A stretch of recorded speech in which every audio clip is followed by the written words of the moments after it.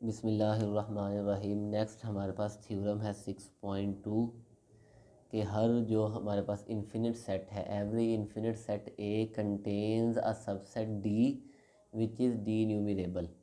यानी कोई भी सेट ए हो वो इनफाइनाइट सेट है तो उसके पास एक ऐसा सेट होगा डी, सबसेट होगा जो डी न्यूमरेबल हो। ऑब्वियसली डी जो है वो इनफाइनाइट ही होगा, क्योंकि हमने कहा है डी जो है वो काउंटेबली इन्फिनिट है या डी न्यूमरेबल है, तो डी जो है डी भी इन्फिनिट होगा। इसको प्रूव करने के हमारे पास दो मेथड्स हैं। एक तो हम इस तरह से कर सकते हैं कि लेट हमारे पास ए जो है वो एक इन्फिनिट सेट है और A1 जो है वो ए का एलिमेंट है। Let A be an infinite set या infinite set, let A1 belongs to A. अब क्योंकि ए जो है वो फाइनाइट नहीं है तो इसलिए A is not equal to A1। ठीक है, इसका मतलब ये है कि हमारे पास कोई एक एलिमेंट और एग्जिस्ट करेगा, क्योंकि ए जो है वो फाइनाइट नहीं है।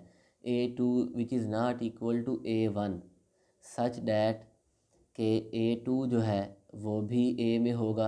अब क्योंकि ए जो है वो इनफाइनाइट है तो A is not equal to A1 comma A2।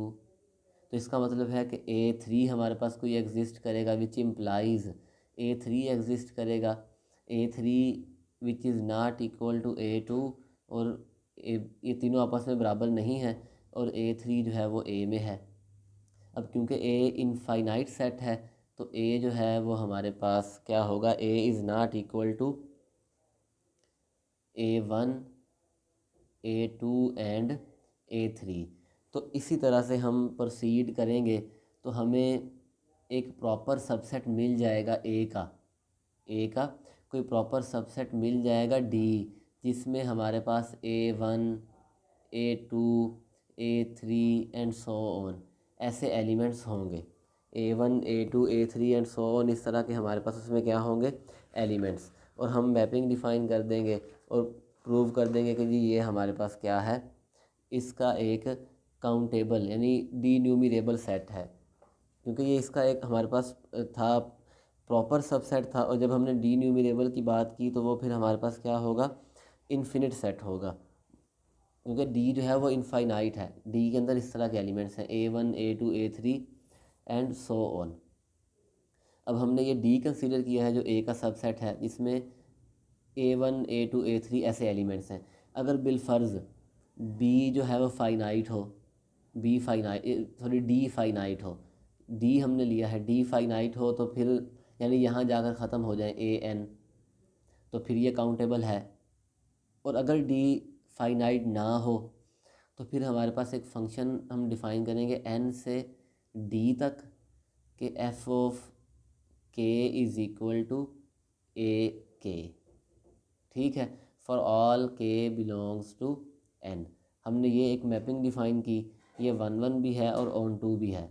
हमें पता है कि ये 1 1 भी है और ऑन टू भी है। जब हमने प्रूव किया था कि इन्फिनिट सीक्वेंस जिसके अंदर डिस्टिंक्ट टर्म्स हैं, अब ये एक तरह का एक इन्फिनिट सीक्वेंस बन गया है जिसमें डिस्टिंक्ट टर्म्स हैं। A1 is not equal to A2 है और ये आपस में A3 A2 A1 ये इक्वल नहीं है, तो ये एक हमारे पास सीक्वेंस है।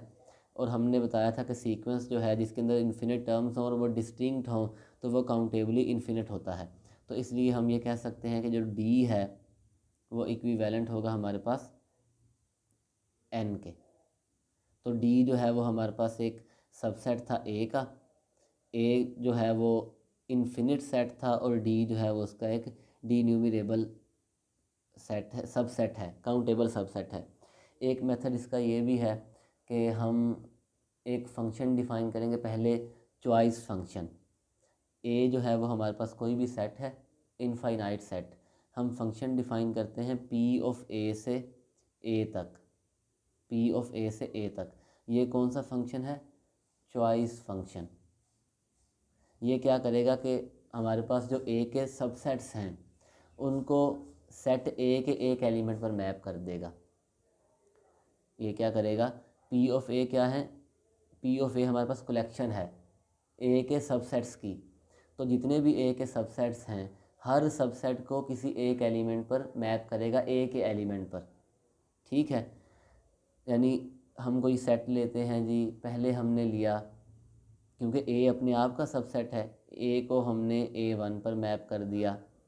ठीक है, अब जो मैप हो गया है उसके अलावा जो बचेंगे फंक्शन जो है वो उन एलिमेंट्स में से किसी एक एलिमेंट पर सबसेट को मैप करवाएगा। अब ए में से हम A1 को निकाल देते हैं, इस पर जब फंक्शन को अप्लाई करते हैं तो वो हमारे पास A2 पर मैप हो गया। सिमिलरली हम A1 और A2 को निकालेंगे, वो जो सबसेट बनेगा उसे A3 पर मैप कर दें। और अब हम गौर करें तो यहाँ A1 था तो यहाँ 2 है। अगर यही मैं करूँ कि सेट A है, उसमें से मैंने कोई A1 A2 up to AN-1 ये एलिमेंट्स निकाल दिए हैं, तो यहाँ पर अगर 1 था तो ये A2 आएगा आंसर, n-1 है तो यहाँ पर क्या आ जाएगा AN। अब क्योंकि A जो है वो इनफाइनाइट सेट था हमारे पास, A इनफाइनाइट सेट था, तो अगर A में से कोई फाइनाइट नंबर निकाल भी दें तो फिर भी वो हमारे पास नॉन एम्प्टी ही रहेगा।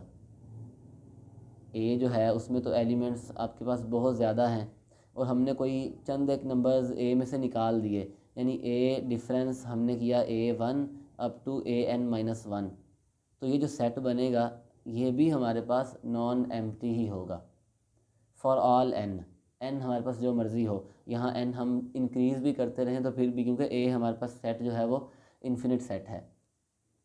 अब क्योंकि फंक्शन जो है f जो है हमारे पास चॉइस फंक्शन है, और चॉइस फंक्शन जो है वो हमेशा जो एलिमेंट चूज़ होगा फंक्शन की मदद से वो पहले वाले से डिफरेंट होगा।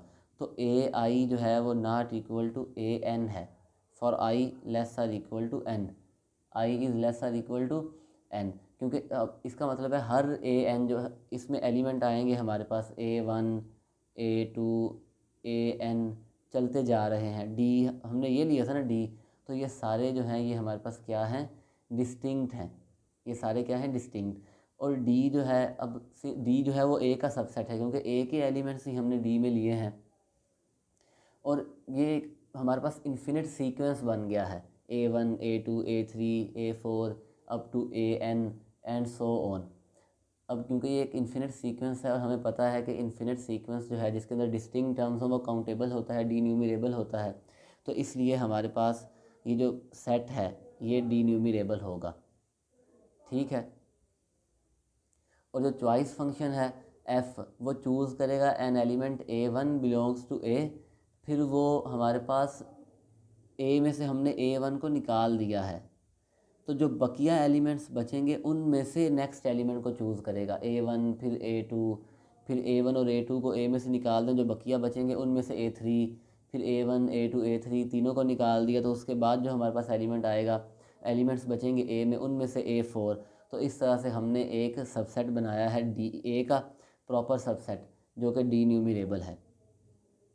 नेक्स्ट हमारे पास थ्योरम है 6.3 कि अगर हमारे पास कोई सेट डी न्यूमरेबल है तो उसका हर सबसेट जो है वो भी डी न्यूमरेबल होगा, या फाइनाइट होगा या डी न्यूमरेबल होगा, यानी या तो काउंटेबली इन्फिनिट होगा या फाइनाइट होगा। हम कंसीडर करते हैं कि हम प्रूव करते हैं कि सेट अगर ए काउंटेबल है तो उसका हर सबसेट काउंटेबल है, तो इसमें दोनों केस आ जाएंगे, डी न्यूमरेबल वाला भी और काउंटेबल वाला, और काउंटेबल फाइनाइट वाला भी, क्योंकि हमने कहा था कि सेट काउंटेबल होगा अगर या तो वो फाइनाइट हो या काउंटेबली इन्फिनिट हो, यानी या तो डी न्यूमरेबल हो या वो फाइनाइट हो। तो हम कहते हैं कि every subset of a countable set is countable, every subset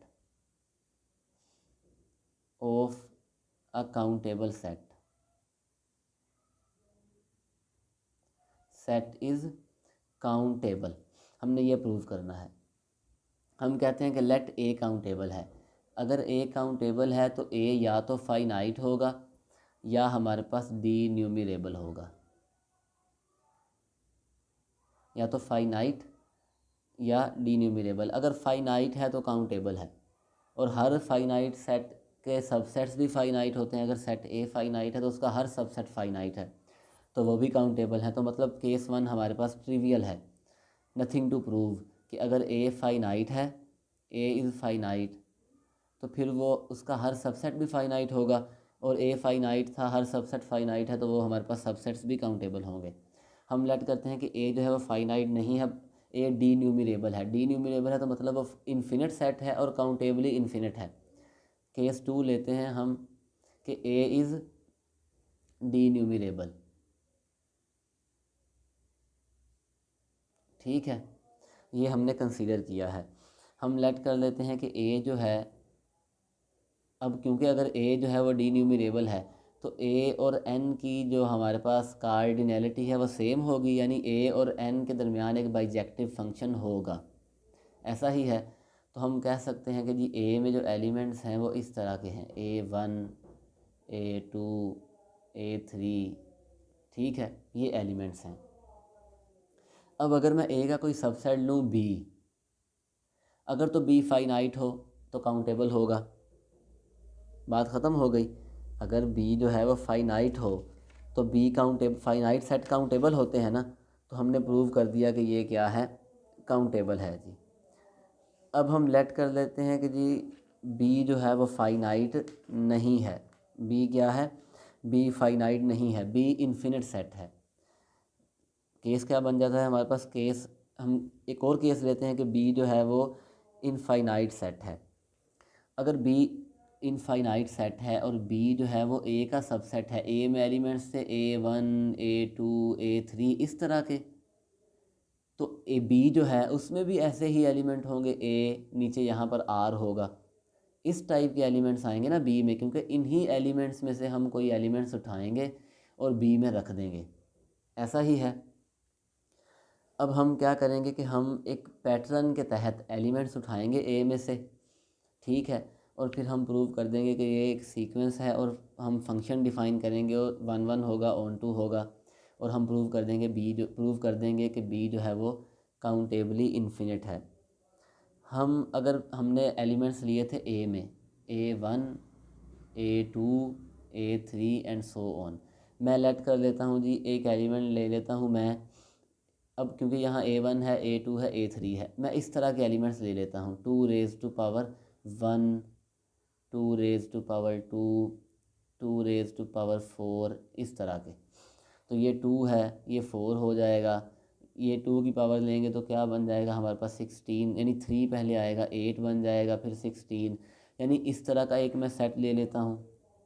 ठीक है, अब यहाँ पर मैं फ़ंक्शन कैसा डिफ़ाइन कर सकता हूँ, यहाँ पर मैं फ़ंक्शन डिफ़ाइन कर सकता हूँ कि यहाँ नीचे हमारे पास 2 फिक्स है और उसके ऊपर हम चेंज कर रहे हैं, हमारे पास 1 है 2 है 3 है, तो हम ऐसा फंक्शन ले सकते हैं कि f(n) जो है वो बराबर हो जी A2 raise to power n। A1 रखेंगे तो A, और यहाँ पर 2 रेज़ टू पावर 1, फिर 2 रेज़ टू पावर 2, इस तरह से हम एक उठा सकते हैं सीक्वेंस एलिमेंट्स का ए में से, क्योंकि ए में A1 A2 A3 A4 A5 ऐसे एलिमेंट्स थे। हमने देखा कि हमने लिया A और 2 रेज़ टू पावर 1, तो ये बनता है A2 बनेगा। पीछे A1 भी था सेट में, हमने A1 को छोड़ दिया, तो हम कहेंगे जी 2 रेज़ टू पावर 1, ये हमारे पास जो इंडेक्स है ये एक लीस्ट नंबर था, इससे छोटे किसी भी इंडेक्स के लिए एलिमेंट जो है वो बी में नहीं आएगा। A2 जो है ना, A2, इससे पीछे A1 भी था, हमने A1 नहीं लिया, हमने एक पैटर्न के तहत एलिमेंट्स उठाने हैं, तो हम कहेंगे जी ये 2 लीस्ट है। 2 से पीछे अगर कोई भी इंटीजर है जिसके लिए ए नेचुरल नंबर है, जिसके लिए एलिमेंट्स सेट ए में है, यानी A1 था, तो हम वो नहीं लेंगे। इससे आगे जो कोई नंबर हो वो एलिमेंट्स बी में आ सकते हैं। तो हम किस तरह से एलिमेंट्स चूज़ करेंगे, हम कहते हैं कि जी हमारे पास n1 कोई लीस्ट पॉजिटिव इंटीजर है जिसके लिए an1 जो है वो बी में है। फॉर एग्ज़ाम्पल मैं कहता हूँ A1 A2 A3, हम कहते हैं जी 3 लीस्ट पॉजिटिव इंटीजर है जिसके लिए A3 बी में है।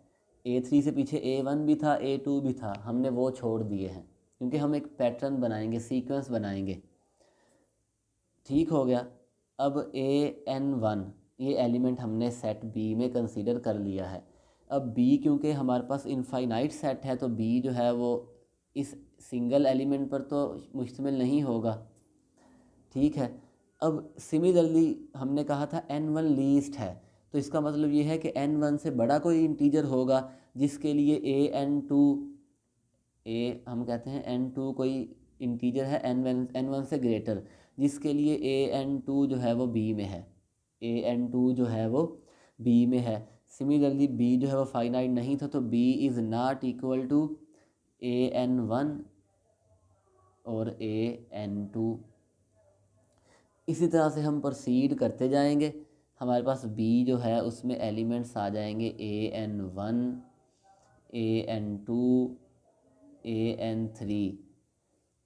अब हम यहाँ लिख लेते हैं b के एलिमेंट्स जो कि हैं an1, an2, an3 and so on. और a क्या था? a था a1, a2, a3। ठीक हो गया। अब ज़रूरी नहीं है कि an1 जो है वो a1 ही हो, इनमें से कोई एलिमेंट होंगे। an1 इन्हीं में से कोई एलिमेंट है, an2 इन्हीं में से कोई एलिमेंट है।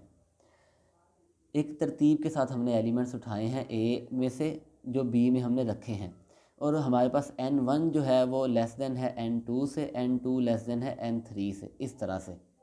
क्योंकि यही हमने कहा था ना कि n1 जो है वो लीस्ट है, लीस्ट पॉजिटिव इंटीजर है सच डैट कि an1 सेट b में है। अब हम एक फंक्शन डिफ़ाइन कर सकते हैं n से b तक, f ऑफ k बराबर होगा जी a(n)k। ये हमने फंक्शन डिफ़ाइन कर दिया n से b तक। अब ये हमें पता है कि ये एक सीक्वेंस बन गया है जिसके अंदर डिस्टिंक्ट टर्म्स हैं, इन्फिनिट सीक्वेंस है, काउंटेबल होता है, या काउंटेबली इन्फिनिट है, डी न्यूमरेबल है।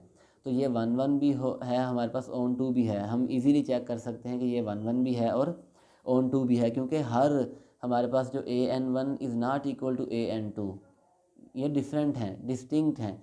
तो तमाम एलिमेंट्स डिफरेंट हैं, और ये हमारे पास 1 1 भी है और ऑन 2 भी है।